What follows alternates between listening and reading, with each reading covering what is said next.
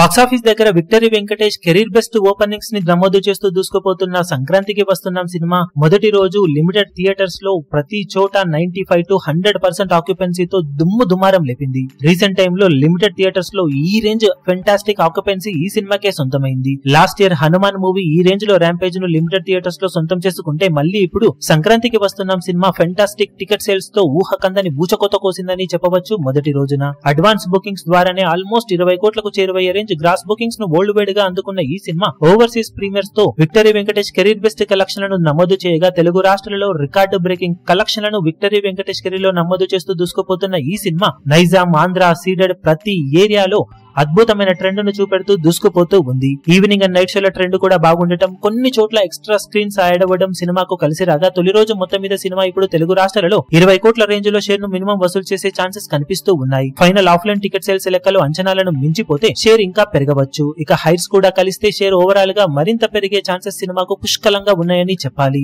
Box office దగ్గర world wide గా చూసుకుంటే సినిమా అవలీలగా 26 కోట్ల నుండి 28 కోట్ల రేంజ్ లో షేర్ ను సాధించే అవకాశం కనిపిస్తూ ఉంది. ఫైనల్ ఆఫ్లైన్ టికెట్ సేల్స్ లెక్కలు కనుక అంచనాలను పూర్తిగా మించిపోతే 30 కోట్ల షేరు మార్కును టచ్ చేసినా ఆశ్చర్యపోవాల్సిన అవసరం లేదు. మరి బాక్సాఫీస్ దగ్గర సంక్రాంతికి వస్తున్నాం సినిమా ఈ ఎక్స్పెక్టేషన్స్ ను కూడా మించిపోతుందా, లేక ఇదే ఎక్స్పెక్టేషన్స్ కి తగ్గ కలెక్షన్లను బాక్సాఫీస్ దగ్గర సాధిస్తుందో చూడాలి. మొత్తం మీద తొలి రోజు సినిమా సాధించే కలెక్షన్లు విక్టరీ వెంకటేష్ కెరీర్ లో one of the biggest bench mark ను నమోదు చేయబోతున్నాయని చెప్పవచ్చు.